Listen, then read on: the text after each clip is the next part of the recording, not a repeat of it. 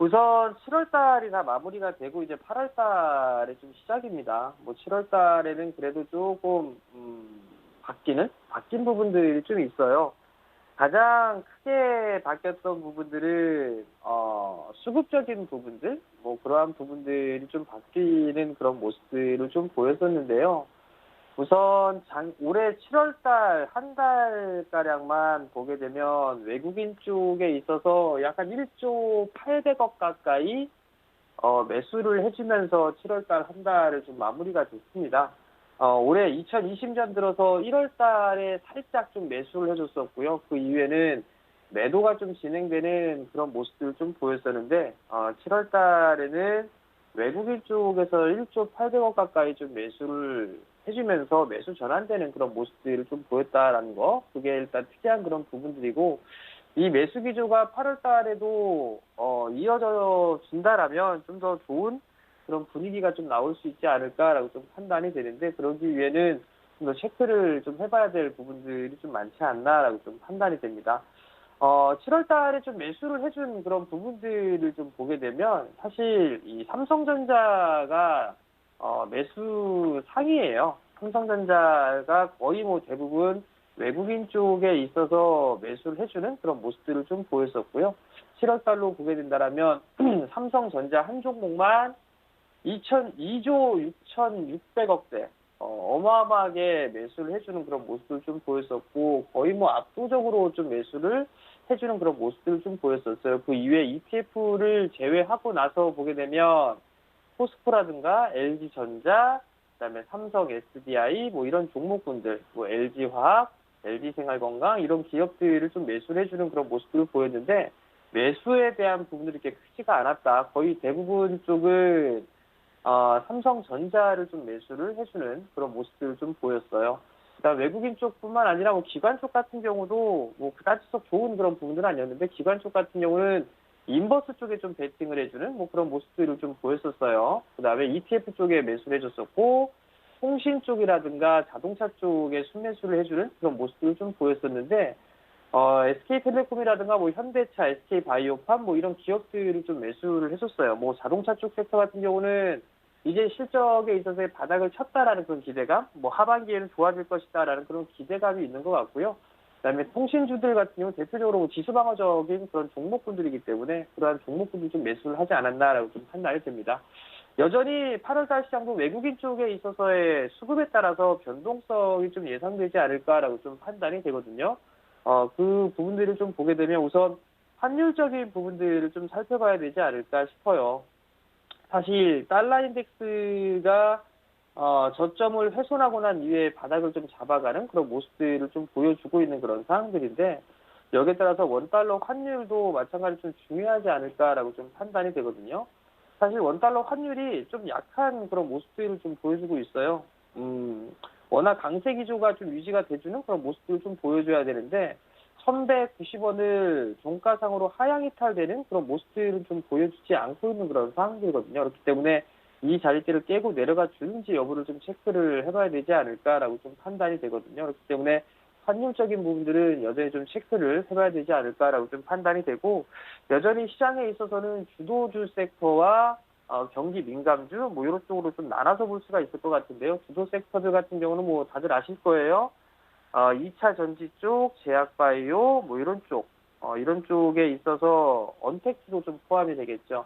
그런 종목군들이 시세의 흐름을 이어가는지의 여부들, 그리고 그 섹터들이 쉬어가게 된다면 중간다리 역할을 하고 있는 게 삼성전자, 그리고 현대기아차 이렇게 좀 볼 수 있지 않을까라고 좀 판단이 되거든요. 그 이외에 뭐 추가적으로 좀 보게 된다면 정부 정책에 따른 그런 수혜주들 뭐 이런 쪽을 좀 8월 한 달은 흐름들이 좀 이어질 수 있지 않을까라고 좀 판단이 되는데요. 뭐 수소차 관련주 그리고 인프라 관련된 그런 기업들이 좀 대표적이지 않을까라고 좀 판단이 됩니다. 뭐 바닥권역에 있는 그런 기업들 같은 경우 정부 정책에 따라서 기대감이 나오는 그런 기업들 같은 경우는 8월 한 달 동안 좀 잘 봐야 되지 않을까라고 좀 판단이 되니까 그 부분도 좀 기억을 하셨으면 좀 좋겠고요. 그리고 또 한 부분들을 좀 보게 되면 여전히 8월달 시장도 지수보다는 종목에 집중하는 그런 전략이 좋지 않을까라고 좀 판단이 됩니다. 뭐 자료를 하나씩 좀 보면서 말씀을 좀 드려보도록 하겠는데요. 전 세계 12개월 EPS 변화율을 좀 보게 되면 상향 조정이 좀 되고 있다라는 거, 이 부분들이 긍정적인 부분들이 아닌가 싶습니다. 전 세계적으로 봐도 1.9%가 바닥을 치고 올라갔다라는 그런 부분들 좀 생각 볼 수가 있을 것 같고요. 뭐 일본은 일단 여전히 하향 조정되고 있다라는 거, 그러니까 일본 시장은 못 올라간다. 그렇게 좀 보시면 좋을 것 같고요. 뭐 올라가서 그다지 좋을 건 없을 것 같습니다. 일본 시장. 그렇기 때문에 한국 시장만 좀 올라가면 되지 않을까라고 좀 판단이 되는데, 여기서 이제 아시아 시장 쪽에 있어서의 흐름들을 좀 봐야 될 것 같아요. 아시아 국가별 12개월 EPS 변화율을 좀 보게 되면 마찬가지로 돌아서는 한국 기업들도, 한국도 돌아서는 그런 모습들이 좀 나타나고 있어요. 대표적으로 말레이시아나 대만, 그다음에 한국, 이렇게는 돌아서는 그런 모습을 보여주고 있지만 중국이나 일본, 홍콩, 호주, 태국 이런 기업들 같은 여전히 상향으로 돌아서지 못했다라는 거. 그러면 한국 시장이 돌아섰다는 얘기는 외국인 쪽에 있어의 수급이 좀 긍정적일 수 있지 않을까라고 좀 판단이 됩니다. 그런 면에서 봤을 때 외국인 쪽에 좀 매수가 들어와 줬으면 하는 그런 바람이 있는데, 지역별 12개월 PER을 좀 보게 되면 전 세계적으로 평균치, 5년 평균치를 이미 훌쩍 뛰어넘었어요. 이 부분들은 어찌됐든 간에 유동성에 대한 힘이다라고 좀 보시면 좋을 것 같고요.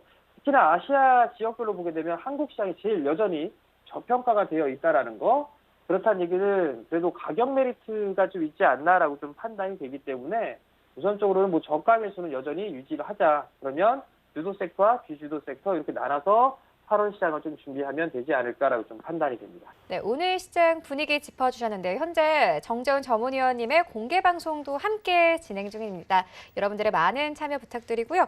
이어서 오늘장 전략도 들어보고 가도록 하겠습니다. 오늘장 전략은 어떻게 가져가 보면 되겠습니까? 주도 섹터들, 그리고 삼성전자, 현대차 뭐 이렇게 좀 봐야 될 것 같은데요.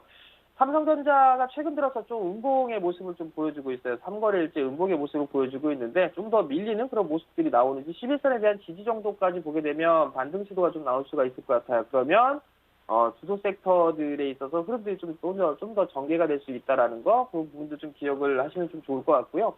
제약바이오 쪽 섹터들 종목별로 흐름들이 좀 나오지 않을까 싶어요. 굵직굵직한 이슈와 재료들이 있는 그런 종목군들이 있습니다. 그렇기 때문에 그러한 종목군들 위주로 좀 보시면 좋지 않나라고 좀 판단이 되고요. 많이 올라가 있는 그런 종목군들을 일단 관쪽에서 삭제하는 그런 전략이 좋지 않나라고 좀 판단이 됩니다. 2차 전지 쪽 언택트 관련주들 순환매는 좀 지속될 수 있다라는 거, 그 주도 섹터 중에서 61선이 이탈되는 그런 종목군들은 주도주에서 탈락한다라는 거, 그 부분도 좀 기억을 하시면 좋을 것 같고요. 여전히 수급 개선 종목군들 관심을 좀 가지고 봐야 된다라는 거, 그럼 두 가지로 좀 나눠볼 수가 있을 것 같은데요. 바닥 탈피형 종목군들이 있고 고점 매물 소화형이 있습니다. 바닥 탈피형의 같은 경우는 뭐 서울반도체라든가 파트론 뭐 이런 기업들이 있을 것 같거든요. 그럼 보면 서울반도체를 좀 보게 된다면 바닥 권역에서 탈피를 해 나가고 있는 그런 종목군들이에요. 그러면 이러한 종목군들, 이게 바닥 탈피형이고요. 파트론도 마찬가지로 좀 볼 수가 있을 것 같고요. 이런 종목들이 바닥 탈피형의 종목군들이고, 고점 매물 소화형 같은 경우는 원익 IPS 뭐 지속적으로 좀 말씀을 드려왔고 신고가를 좀 기록을 했죠. 그다음에 테스 이런 기업도 고점 권역에서 매물 소화형의 패턴이다라고 좀 보시면 좋지 않을까 싶어요. 심텍 같은 경우도 신고가의 흐름들 좀 보였었죠. 고점을 돌파하고 난 이후에는 시세 흐름들 더 날 수 있다라는 부분들 좀 포커스를 맞추시는 전략이 좋을 것 같고요. 그다음에 실적 개선 기대감이 나올 수 있는 그런 기업들, 뭐 IT 쪽 대표로 볼 수가 있겠죠. 2차 전지, 5G, 건설, 자동차, 그리고 음식료 쪽 이런 기업들 여전히 2분기 실적에 이어서 3분기 실적이 좋아지는 기업이 있는 반면에 상반기 실적이 안 좋고 하반기 때 좋아지는 그런 섹터들이 있어요. 대표적으로 5G 쪽을 좀 볼 수가 있고 IT 장비 쪽으로 좀 볼 수가 있습니다. 하반기 때 좋아질 수 있는 그런 기업들 위주로 좀 보시면 좋을 것 같고, 우리 여전히 이슈와 재료주, 개인 투자자분들이 뭐 관심 있게 보는 그런 한 가지의 섹터가 아닌가라고 좀 판단이 되는데요. 전기차 쪽 섹터도 또 여전히 봐야 되는 부분들이 7월달 유럽 전기차 판매 급증은 지속되고 있다라는 거, 이 부분들이 전기차 성장할 수 있는 모멘텀거리가 될 수 있다라는 거, 그 부분을 좀 기억을 하시면 좋을 것 같고요. 그다음에 8월달에 아마 한일 관계, 뭐 무역 분쟁에 관련돼 있는 그런 얘기들이 좀 나오지 않을까 싶어요. 코로나 확진자 수 급증하고 있는데 아베는 아무 말도 안 하고 있죠. 그러면 뭔가 물타기를 하지 않을까 싶어요. 그러면 픽객거리인 한국을 좀 끄집어서 뭐 이렇게 좀 분란을 만들지 않을까라고 좀 판단이 되거든요. 그렇기 때문에 뭐 애국 관련주라고 하죠. 뭐 그런 종목군들 뭐 단기적으로 좀 흐름들이 나올 수가 있지 않을까라고 좀 판단이 되기 때문에 그러한 종목군도 한번 단기적으로 관심 있게 보시면 좋을 것 같습니다.